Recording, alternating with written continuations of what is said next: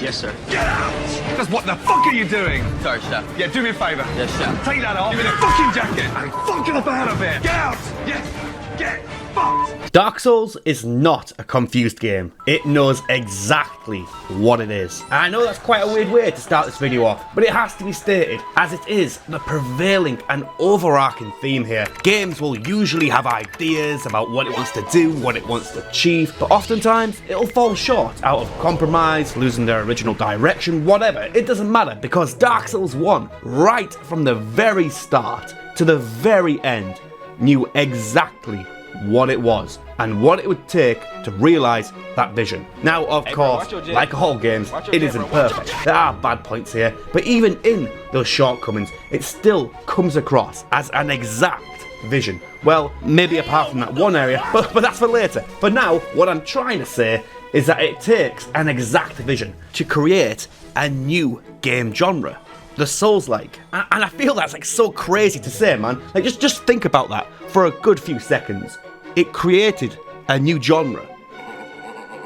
That is absurd to think about. It is a towering achievement for games as a whole, and one worth talking about how it came to be. And before I get into that, I quickly want to say, yeah, of course, I know about Demon Souls and how that is the original Souls game. And while this game clearly has merits in realising the Dark Souls idea, Dark Souls is the one which unapologetically stated them so clear enough to start the Souls-like craze. So in that regard, I credit Dark Souls 1 as creating the Souls genre for that purpose. Also, one more thing before starting. There's only one Souls game I like more than this, and that's sponsored content. Sponsorinoed by Display Torino. Oh, what the blooming heck is going on here? I don't even know what I'm looking at. Get this trash out of here. I want this plate. For real, I've always loved having posters around my gamer zone because I'm a massive geek. And it was about time that I treated that collection hobby seriously. Displate are a premium poster company printing your designs and passions on metal plates. This is me unboxing mine.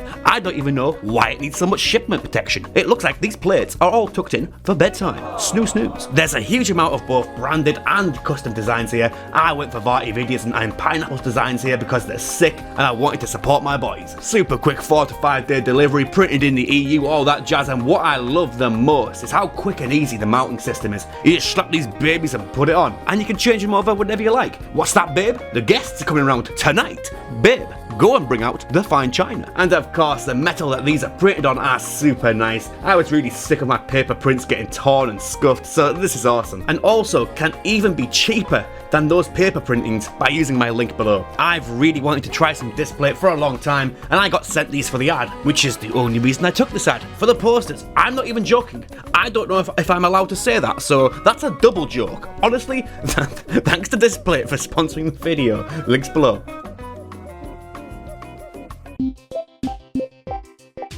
You know what, rather than trying to warm this video up with some little bits of why this game's amazing, I'm just going to start right off with the best thing in my opinion, and that's the world. And by now you have probably heard countless pieces about how interconnected Dark Souls 1 world is. And yeah, it is crazy how well made and how well connected this world is. It really is amazing. But, the one part which I believe a lot of people forget to appreciate is why it has to be this way.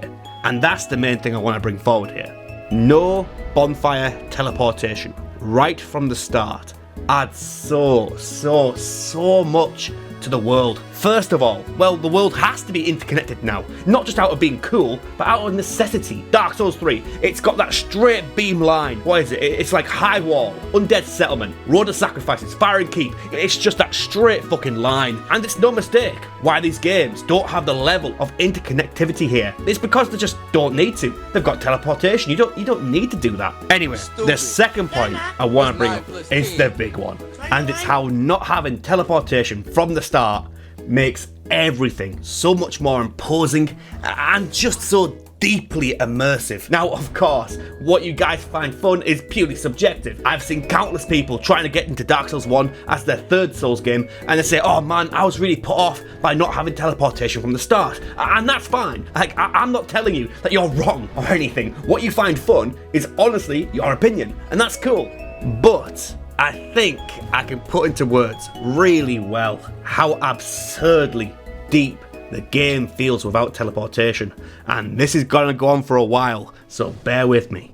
I'd like to take you to Firelink Shrine. This game doesn't have the typical hub per se, but I guess this place is your one safe place in the world, I suppose. Worth mentioning is that this is one of the only places in the world with music. It's nothing much, it's just a simple, warm, sweeping orchestra with a somber melody. It's not much, but it is what it is. So after this, you're gonna go out into the world and you're gonna get your fucking cock slapped off. It's proper bad out there. Slowly carving your way through the undead burg, eventually hitting the boss, the dragon, etc. And despite these levels having bonfires and resting points, you never feel like you're fully safe. Never. You're still stuck in the middle of the level. And the problem is, if you want to go somewhere truly safe to pick yourself back up, you're gonna have to go all the way back through all those enemies you killed. They're still gonna be there all the way back just to get to safety. That's the main feeling here,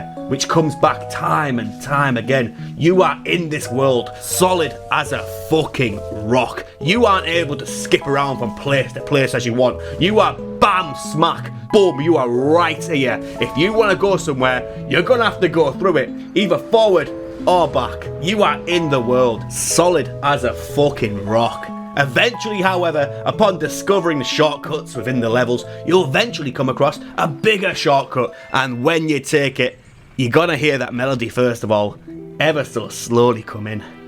And that's when you know you're home. That's when you know you're safe. You really and truly feel that you've been on an adventure and you've just come back to your one safe place. It's such an incredible feeling of adventure, it really is, and they will use this time and time again. And here we go again, boys. This is going to be the exact same message, but here we fucking go again, because I really want to fucking drill this in to your head, because this is it, boys. This is why I love this game. You've just rung the first bell of awakening. You feel like hot shit, and now it's time for the second. You've heard the second bell is far deep beneath the ground, way under. You start off in the narrow lower streets of the burg, which leads you to the sewers, and this is where it starts getting deep, man. I mean, I know a lot of first timers can relate here, and it's that once you get into this sewer, man, you are there to stay. Again, it's like this. You hit a bonfire down there as your temporary base, but you never feel safe. There isn't a blacksmith here to upgrade your weapons to. You can't do anything here.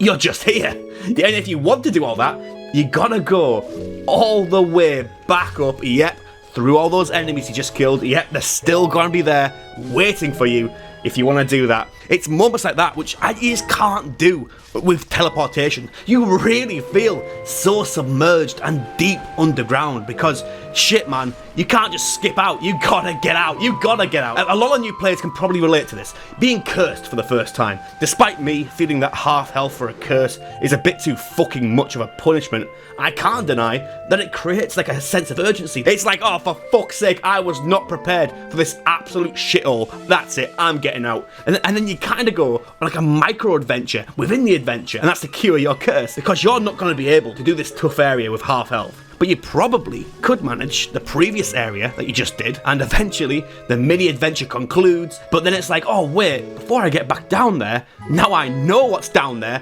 I've got to prepare a bit more. I have to do it now because I can't fucking prepare later. I have to do it now. And you can just snapshot that moment right there as such a unique feeling of overcoming a challenging world that Dark Souls 2 and 3 does not, and just cannot provide. But all that is just a little boost to your massive fucking ego. Just you fucking wait, you go all the way back down to the sewers now. This time prepared, you get back down to the sewers and yep, you are as deep as ever. Back down, here we go. Eventually, after what feels like forever, you kill the sewer boss and you get to the next area.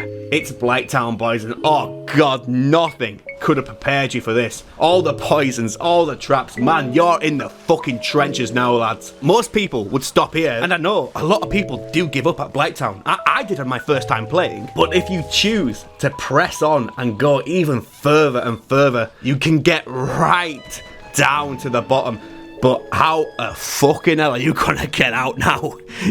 You're fucking shafted now, lads. You're fucking done. Next up, of course, is the boss Quaalag, and I'm not going to talk about bosses until like a later part of the video, but it's what's after the boss that I'm interested in. You achieved your goal of ringing the 2 bells of awakening. But how the fucking hell are you gonna get out now? You are solid as a rock down here to stay. And after a bit of exploring, you find this little lift. You get all the way to the top and you come out in like an oddly familiar place. I swear, that door looks familiar. You open the door and what the player feels now is indescribable. You did it. You are finally out of Blighttown. And here's the real kicker. By now, you already know you're home. You already know it. But it's not home until you hear it. I mean, come on now. I know I'm not the only person who went through this gameplay loop here. And when I did, I knew I was playing something special here. As I said, I don't think I can ever describe the feeling how I felt all those years ago of overcoming this massive challenge and coming out on top. I can't describe it. But what I can say for a fact is that that feeling can never be accomplished in the other Souls games like that. Never. Absolutely never. Man, I know that was a super long segment just to get like a 1-minute point across, but I just really wanted to get into the guts of why I absolutely adore this game. And maybe from me talking so much, you can tell how like genuinely excited I am to talk about this, because I just fucking love it, boys. I really do. No teleportation does so much. And when you do beat Anor Londo, you get the Lord Vessel, which finally unlocks teleportation. And giving that to the player halfway through the game, it feels like pure fucking heaven. It really does. And yeah, the world after this point does get very fucking linear, like Dark Souls 2 and 3. You go to the graveyard, straight to Nito. You go to the fucking archives, straight to Seath. It's a very fucking straight line because there's no reason for it to loop. You have teleportation. Before I wrap up this very long section, I know there's so much more to talk about with the world, which I'll kind of go into a little bit in the other sections of this video, but this is the main one for me. And what's so important to outline here is that this is all done very, very intentionally. No teleportation was not an accident that they forgot about and they wanted to put in later. The intro says it, boys. They knew exactly what they were doing here. Every piece has its place in the world and they all play a part, and it's all so unapologetically intentional. And that's it, boys. That's what sets Dark Souls 1 as my favourite in the Souls trilogy. Probably just this one feature. It's just that impactful for me.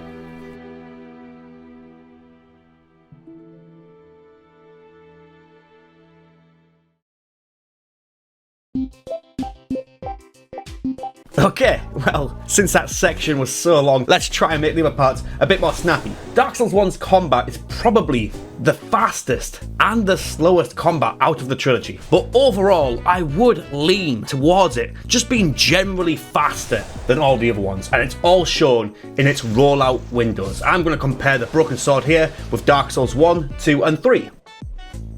You can see there that Dark Souls 1, after swinging your sword, you can roll out the quickest. And that detail right there is so important as it dictates the tempo of a fight. With this, you're now able just to squeeze out that last bit of aggression. Boom, roll straight out. Feels great, feels super rewarding, and it's all around just solid gameplay. So on a technical side, the combat feels really tight, really locked down. But I guess this all doesn't matter unless there are some really well thought out bosses to test your combat skills on. Bosses here in Dark Souls 1, they're a bit of a weird one. It ranges from perhaps some of the best bosses in Souls history to absolute travesties. So it's really hard to say how the overall bossing experience is. A lot of people ask me what is my favourite boss of all time in the Souls games, and I'd probably have to give it to Smoughn's Ornstein. I really would, and that's because for me, rating a boss is more than just a fight. It's also like the music, what it means for the story, the boss arena, your reward, what's the walk back from the bonfire like, etc. But for me, Smoughn's Ornstein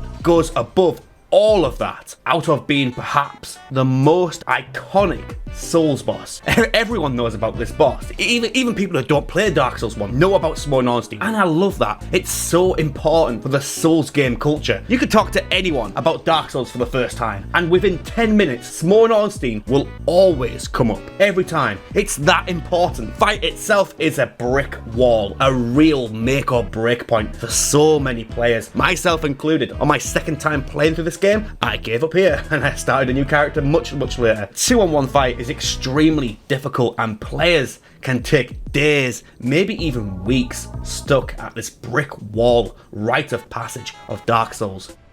But when you get that dub, again, the feeling is irreplaceable. For me, I think beating Smough Ornstein for the first time might be the best feeling I've ever had in gaming of all time. I do have something really cute to show here actually. I have proof of this triumph. Now, I don't really take or save any game screenshots or whatever, but I do have 2 saved screenshots, which I frantically took. I remember it, I was panicking and I took these 2 screenshots of me beating Smough Ornstein for the first time. And here it is, on the 4th of February, 2013. Legends were born, and here it is. Oh god, look at this lad here. He's in the fucking trenches. Have you seen the state of this?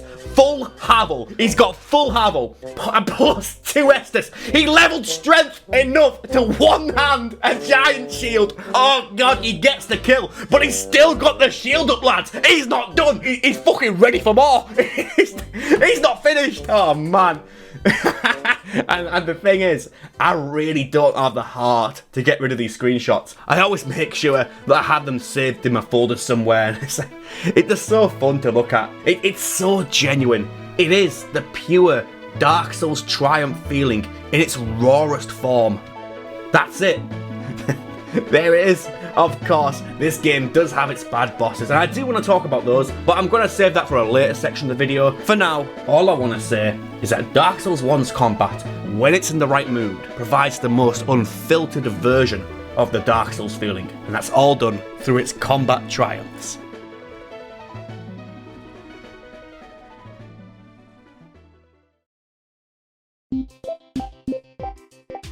Alright, so this section is going to be really short because I'm probably going to get a lot of things wrong and get shouted at by you sweaty fucking geeks because I get the story wrong. So I'm going to try and keep it simple. I'm not going to really go into the story, but I am going to say is that the story here is the icing on the cake. I remember when I first beat this game and I was like, oh, well yeah, it was pretty cool, but fuck, it was really hard. And then I watched Varty video and I was like, it's the best fucking game ever. So yeah, I'm not going to say what it is because it's so nuanced in its tellings of it. But I will say what I like about it. I love how the first cutscene that you get sets the stage. It stands up these big players in the history of the world. And you're like, wow, look at this fucking egg in a bud right here. He's fucking massive. And you see all these big players in the world straight off. It's not like Dark Souls 2 in the first cutscene. There's like, I don't know, fucking, you have a wife and child and they're fucking melt into mush. Like, I don't give a fuck about my guy's wife. I care about the world I'm going to. The big players, what do they do? Where are they? What did they set up? But the thing is, after this cutscene, you get little to nothing in the way of the story. You're like, well, alright, where's this squid fella? I want to bite his cock off. But no, you're just here. And the way that you do figure out the story here is all throughout reading item descriptions and noticing subtle world cues. For me personally, I absolutely adore this because it's a story that's always been right in front of your eyes the entire time, but you never see it unless you look for it. It's the perfect middle ground. And yeah, that's all I wanted to say about the story. As I said, I don't really want to go into it because I feel like I'll fuck it up. But what I do want to say is that the way it's told in-game is fantastic. When you think about it, it's such an incredibly difficult feature to pull off. Dark Souls 2 and 3 tried this style, and it always felt just a bit flat there to me. Always did. I don't know, maybe that's just me. But Dark Souls 1 absolutely nails the style. I think my favourite example of this is to show something you may have not seen, but it's such a perfect way to show how this game uses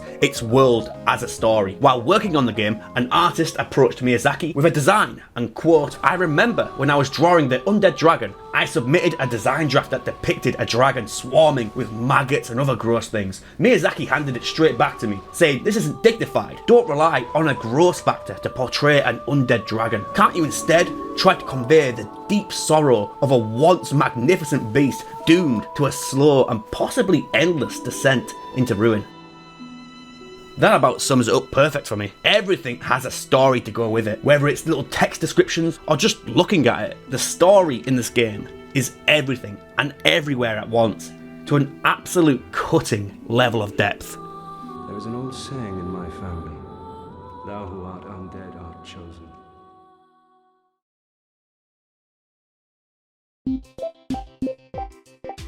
Right, well, I couldn't avoid this for much longer. Even though I do love this game, it has got its fair share of shit, and it's a bit everywhere. As I said in a previous segment, I'd come back to some of the problems I had later. First of all, and this is a big one I see a lot of people saying, and it's that the game drops off in the second half, which I kind of agree and disagree with. The bit I somewhat disagree with is when people say the entire second act of the game drops off. I don't know if it's my preference or whatever, but I wouldn't say that places like Thieves' Archive, Sif and the Darkroot Basin, they aren't entirely like bad. I mean, yeah, sure, they are just like a bit worse than the previous areas and like not as fun to explore, but I wouldn't really say they're all that offensive. So for me, I'd say it's more like a steady decline downwards, accumulating in the infamous Izalith and the Bed of Chaos. Yep, so here we go. So this entire area is perhaps the worst in all of Souls history. The dead giveaway is right at the start. Have you seen the fucking state of that?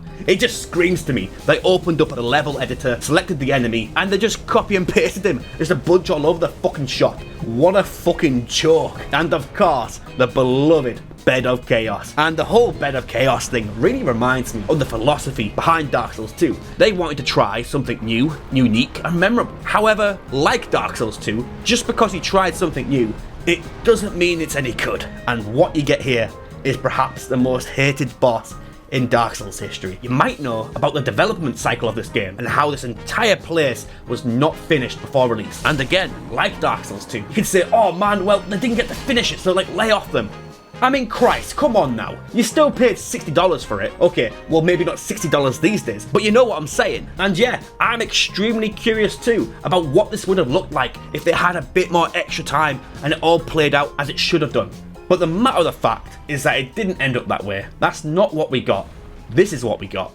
Plain and simple. What a fucking joke. So to sum it up, it's got high highs and low lows, I suppose. Combat wise, there's some very weird feeling places. Like 1 second it's pretty standard difficulty, then bam, all of a sudden you're being brick walled again with something insanely difficult. And speaking about combat, worth mentioning that the original had some very, very weird dodging mechanics. Mainly something called omnidirectional rolling. I don't want to get too much into it, but basically it means that you could only roll in 4 directions, up, down, left, right. That's it. The remaster kinda fixes it a little bit, but still the dodging here feels really fucking bad. And really, the more I think about it, there's so many like little problems in this game. The PvP in this game is absolute dog shit. If you care about that, I don't give a fuck. It's got super punishing mechanics for like no reason, like curse. You only have like 2 ring slots, the menus are super messy, the camera's dog shit, etc, etc. There's plenty to take away here, and there's very little I can do to defend that. Maybe apart from saying, okay, if you played Dark Souls 1 on release, you would not know any better than omnidirectional rolling. And now that you've had better rolling, you know how good it's meant to be,